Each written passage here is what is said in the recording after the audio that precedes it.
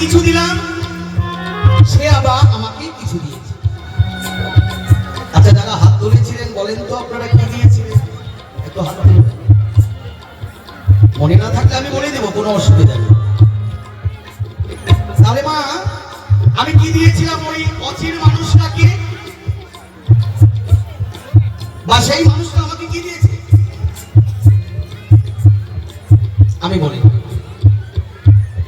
সুন্দরভাবে যখন বৈষ্ণব বেশে আমাকে পরিধান করিয়ে ওই মানুষটা আমাকে দিলেন বা আমি দিলাম, আমার একটা কর্ণজনী ছিল।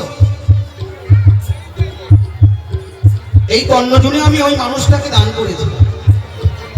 তিনি তার জিহ্বালিঙ্গের দ্বারাই সেই দিন আমার ওই মনের মানুষের সঙ্গে আমার চিঙ্গার হয়, তাই তিনি আমার স্বামী। বেশ কিছুদিন পর আরেকজন মনের মানুষের সঙ্গে আমার দেখা হলো। ওই মানুষটাকে আমি আমার ঘরে ডেকে নিয়ে আসলাম, একইভাবে পরিধান করিয়ে আমার আর একটা কন্যা জন্মেছে। সেই মানুষটা তার জিহ্বালিঙ্গের দ্বারাই আমার কর্ণজনী দান করেছিলাম, তার সঙ্গে আমার আবার চিন্তার হয়েছে। তাই আমার এই দীক্ষা গুরু, শিক্ষা গুরু, এই মানুষ দুটি আমার স্বামী। যদি বলেন শুধু আমার কি স্বামী?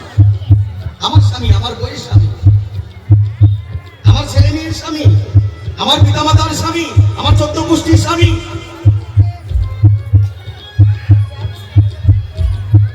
তাহলে আমার দুটি কর্ণজনী, আমার দুটি স্বামী শেষ,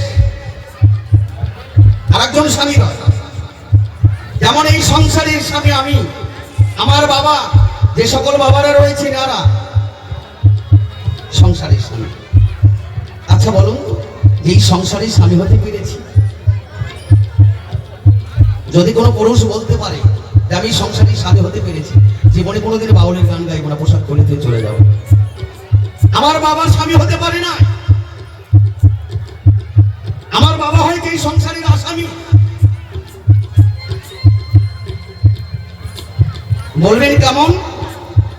না, আমার বাবা আমার মায়ের দেহটাকে ভোগ করেছে। আমার বাবাটা জুনি পেয়েছে, যার নাম কর্ণ। ইনি স্বামী হতে পারে নাই, ইনি হয়েছে আসামি। প্রত্যেকটা দিন আমার বাবা আমার মায়ের কাছে গিয়ে ধরা পড়েছে, প্রত্যেকটা দিন মারার করেছে, নিত্য মারার হাত থেকে রেহাই পায়নি। আমার বাবা অনেকদিন আগেই মারা গেছে, ছেড়ে দিয়ে যাবে। এখন শিক্ষিত সমাজ, মায়ের সঙ্গে ছোট ছোট বোনেরাও এসেছে, বাবার সঙ্গে অনেক ভাইয়েরাও এসেছে। কি বাবা, এত বলার কিছু দরকার হয় না।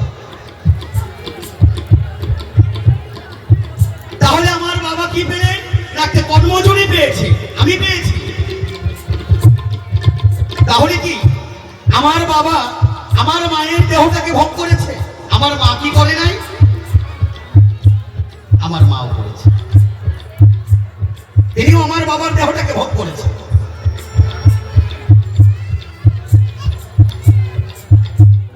আগে জানতে হবে, দেখতে হবে, একটু সত্য মানুষের আশ্রয় নিতে হবে, তবে এই দেহটাকে ধরে রাখা যাবে।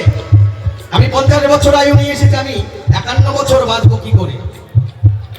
তার জন্য একজন সত্য মানুষের আশ্রয় নিতে হবে, সৎগুরুর আশ্রিত হতে হবে, তবেই এই দেহটাকে সাজানো যায়।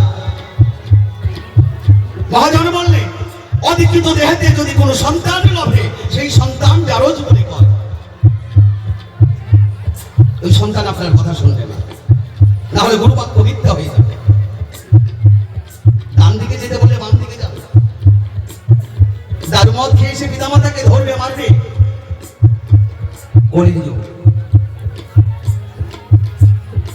অধিকৃত দেহেতে যদি হরিনাম কৃষ্ণ নাম তার কর্ণে যদি দেয়, সেই জীব নরকে যায়, যে দিবে তারও অপরাধ। তাহলে এই দেহটাকে সাজানোর জন্য একজন মানুষের প্রয়োজন হয়। জয় জয় শ্রী গুরু প্রেমানন্দ, হরিবল হরিবল।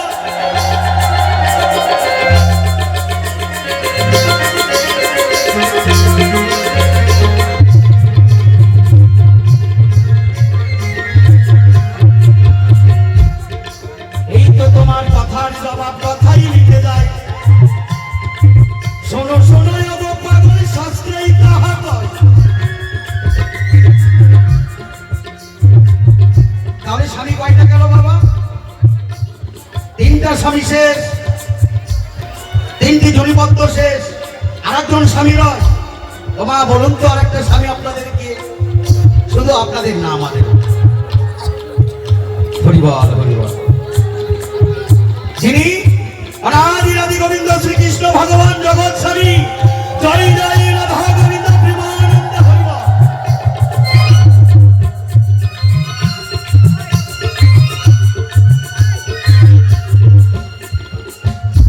সেই রমণী স্বামীর সঙ্গে করে নাই সহবাস,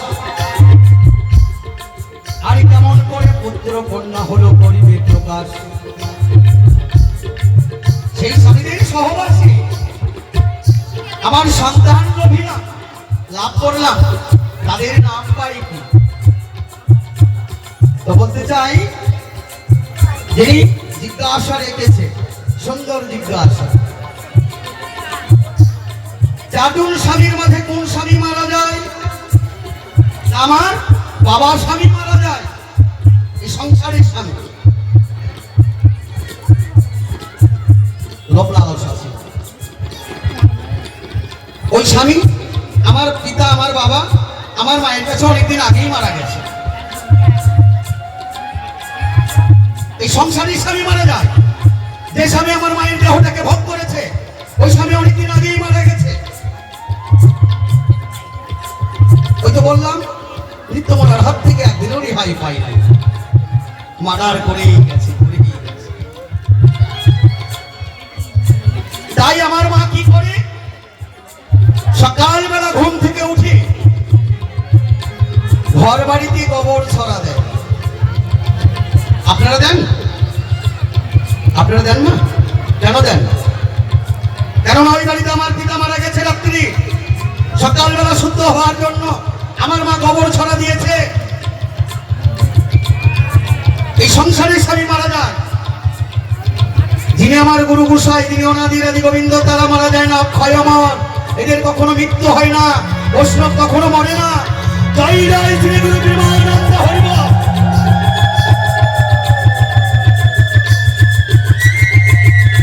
উনি বললেন, সেই রমণী স্বামীর সঙ্গে করে নাই সহবাস, কেমন করে পুত্র কন্যা হলো করিবে প্রকাশ।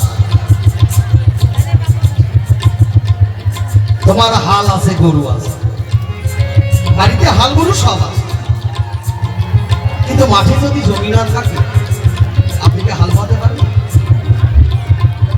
হাল লাঙ্গল সব দিয়েছে, কিন্তু ওই লাঙ্গলে বাবাই লোহার ফালটা দেয় না, মাটি উঠবে। আর কিছু বলার নেই, আর কিছু বলার নেই। মাঠে যদি আমার জমি না থাকে, হাল গরু শুধু আমার বাড়িতে থেকে খালি খ্যার খাওয়ালে, পল খাওয়ালে তো হবে না। এই বড় বড় বলদ কি পুষে লাভ আছে? বলতে চাই, তোমার ঠাই যেদিন এই মনের মানুষের সঙ্গে আমার সাক্ষাৎ হয়, যাদেরকে আমি আমার ঘরে ডেকে নিয়ে এসে তার যে ভালিঙ্গের দ্বারাই আমার কর্ণজনীর সঙ্গে আমার চিঙ্গার হয়, সেই দিন আমি সন্তান লাভ করছি, সেই দিন আমার সন্তান লাভ হয়েছে। তাহলে সন্তানের নাম কি? সন্তান কারা?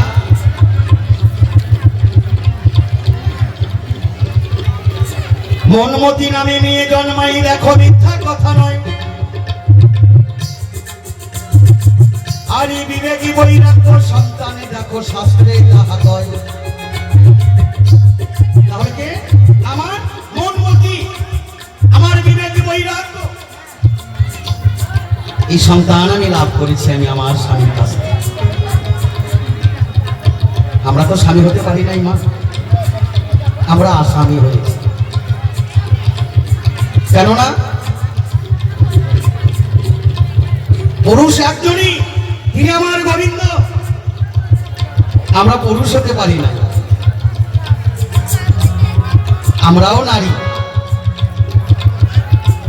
তাই বলতে চাই, তোমার তাই একজন সদ্গুরুর আশ্রয় নাও, তবেই সাধন ভজনের জায়গা পাওয়া যায়। বলি তোমার ঠাই। উনি বললেন, সাধন ভজন কোথায় গেলে হবে? এই দিলে আমি যদি বলি সাধন ভজনের জায়গা তোমার ঘরে, কি বাবা, তোমার ঘরে রয়েছে সাধন ভজনের জায়গা, আর সেটা চিনতে গেলে জানতে গেলে একজন সৎ গুরুর আশ্রিত হতে হবে। আমি না জেনে গর্তে যদি হাত দিই, ওই গর্তের মধ্যে তো কালনাগিনী সাপ থাকতেই পারে, রংশিতেই পারে। তো মহাজন বললেন, নারী জাতি কাল সাপিনী জগৎ খেয়েছে রয়, পুরুষ মরে নিজের দোষে, নারী কিন্তু দোষী নয়। এই সাধন ভজনের জায়গা তোমাকে চিনে নিতে হবে একজন মানুষের কাছে। এই জীব এই সংসারে আসা যাওয়া করে যে রাস্তা ধরে, সেই রাস্তায় সাধন ভজন মনি ঋষিরা করে। আর কিছু বলতে হবে? তাহলে বলবো, অসুবিধা নেই। যে রাস্তা ধরে এই জীব আসা যাওয়া করে, সেই রাস্তায় সাধন ভজন সাধুগুরু বৈষ্ণবেরা করে। জয় জয় রাধা গোবিন্দ প্রেমানন্দ হরিবল হরিবল।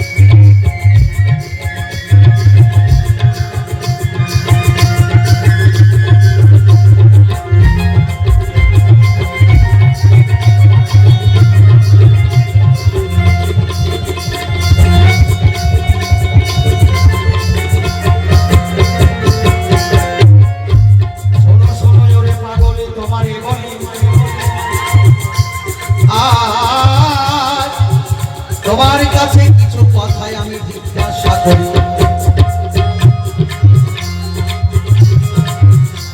উনি বললেন, আজকের কলা প্রসঙ্গ হবে গুরু আর শিষ্য। তো বেশি না, আমি দুটো কথা জিজ্ঞাসা। এই যে গুরু শিষ্য, গুরু শিষ্য, একজন গুরু একজন শিষ্য, বা আমরা সমাজের মাঝেও দেখতে পাই গুরু শিষ্য। তাহলে এই গুরু আর শিষ্যর মাঝে তোমার সঙ্গে আমার সম্বন্ধ গুরু শিষ্য মানলাম, কিন্তু তোমার সঙ্গে আমার দূরত্বটা কত দূর? এই গুরু শিষ্যর মাঝে দূরত্বটা কত দূর? একটু দয়া করে সুন্দর করে বলে যাবে। আমরা অনেকেই শুনি গুরু শিষ্য মানা হবে, বা গুরু আর শিষ্যর মধ্যে আদান প্রদান হবে, কিন্তু তোমার সঙ্গে আমার দূরত্বটা কত?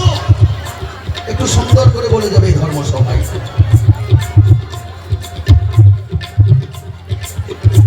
আরেকটি কথা তোমার কাছে আমার রয়, গুরু যখন প্রসাদ দেয় শিষ্যের হাতে, এই প্রসাদটা যখন আমরা হাতে নিলাম, আমরা কোন নামে আমরা গ্রহণ করি? যদি বলো যে গুরু দিয়েছে প্রসাদ, গুরু নামে আমি গ্রহণ করলাম, একটু সুন্দর করে বলে যাবে তো এই কথাগুলো পারব কি বাবা? আমরা মা কালীর প্রসাদ নিতে গেলাম, প্রসাদটা আমার হাতে দিলেন, জয় মা, তাই না? কিন্তু গুরু যখন তোমার হাতে প্রসাদটা দেয়, তুমি কোন নামে গ্রহণ করলে একটু দয়া করে বলে যাবে। আর তোমার সাথে আমার দূরত্বটা কত দূরে? থাক থাক, আর বেশি কথা বলবো না, ছেড়ে দিয়ে যাবো আমার গভীর কল্পনা। কেন আমি প্রথমবার বেশি কথা বলতে যাবো? হতে গিয়ে কেন কেন যোগ দোষের ভাগে হব এখানে তুই গরিখান্ত আমার রাধা কান্তের ঈশ্বরী চাঁদ বদনে সবাই একবার